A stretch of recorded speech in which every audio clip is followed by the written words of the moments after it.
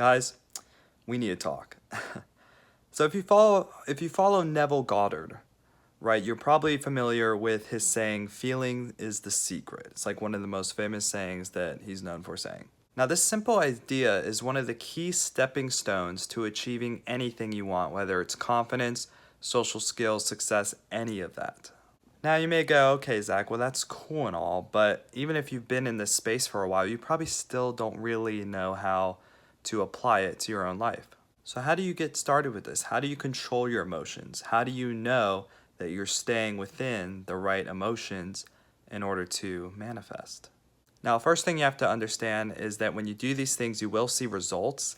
However, it really depends on what you're trying to manifest. For example, if you're trying to manifest just having better social skills, right? And you end up coming up with the confidence to do so, then technically, if you have the confidence to have the social skills, you can go out tomorrow and meet a bunch of people, have a bunch of friends, ask a girl on a date, whatever. And that's actually the same with your goals as well. If you have the skills and have developed that, then you could go out tomorrow and make tons of money. But there's a very important factor to this as to why you can't just get it now, which we'll talk about, and why manifesting takes time. But I'll talk about time later because it's really important that I address this next part. Because you may be thinking, okay, well, that's great, but like, how do I actually, right? How do I stick with it? How do I know that I'm really doing this correctly? Now, there's a really good example that a guy that I really love following named Quasi Jahir gives, and it has to do with getting a sandwich.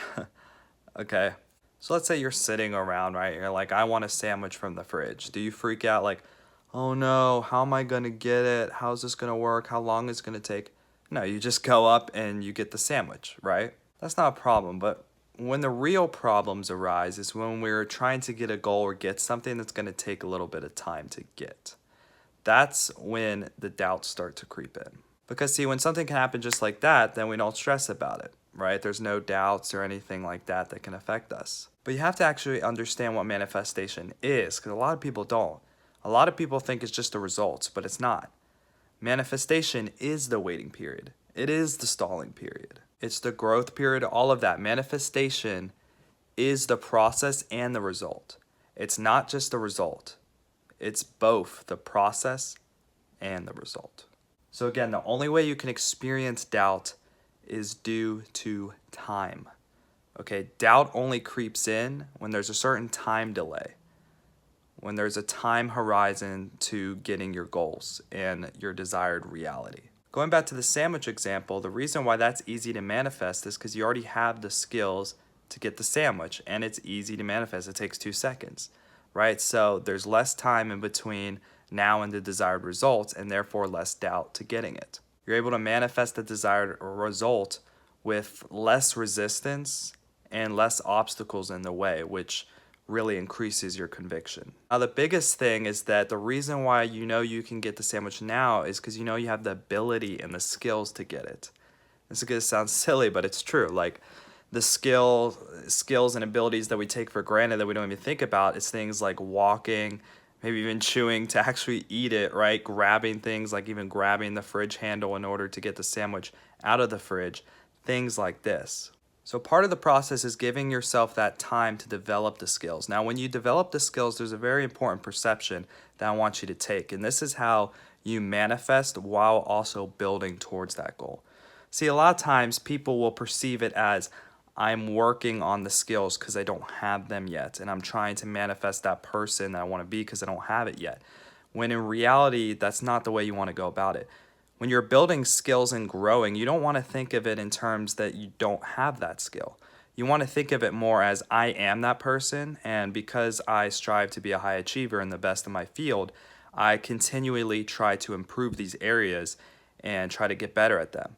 See what I'm doing there? It's very subtle, but the perception is huge, because in the second example, what you're telling yourself is that you already have your desired reality, that you're just trying to improve your skills because that's what a good high achiever and high performer does. While in the first example, you're saying that you don't have it and that you have to get the skills. And in the first example, you don't have the conviction that you have in the second example. That's a very huge distinction. Subtle, but huge. And again, even the process of getting a sandwich took time to manifest. You go, what are you talking about? Well, you didn't learn to walk overnight. Your parents and you had to learn how to walk. You didn't learn how to chew overnight. You had to take time to learn how to do that. Even grabbing things with your hands, doing all of these things that require you to actually get a sandwich and put it in your mouth and eat it, took time to actually learn. And here's the thing, when you were learning to walk, did your parents just give up and go, after a couple stumbles, go, oh, I guess you're never going to learn to walk, right? No, of course not. It's a necessity that you learn to walk, so you learn to walk.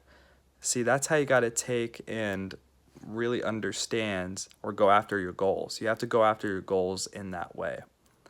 Because if it's important enough, you will get it no matter what, no matter how difficult it is. Because at one point in your life, walking probably seemed impossible. You were just crawling around. You're like, this isn't what humans do. How is that even possible? But at some point, you learned how to do it. And that's how your goals work. The main problem, again, is time, because it takes a little longer to get goals, like a few years. And a lot of people just aren't willing to really wait it out, which is why they're not successful.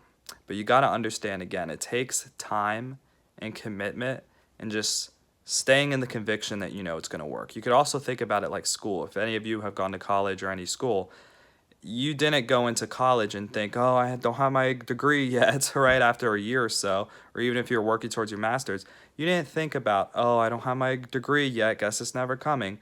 No, you had a conviction and knew that by the end of your school time, you would get that degree no matter how long it takes.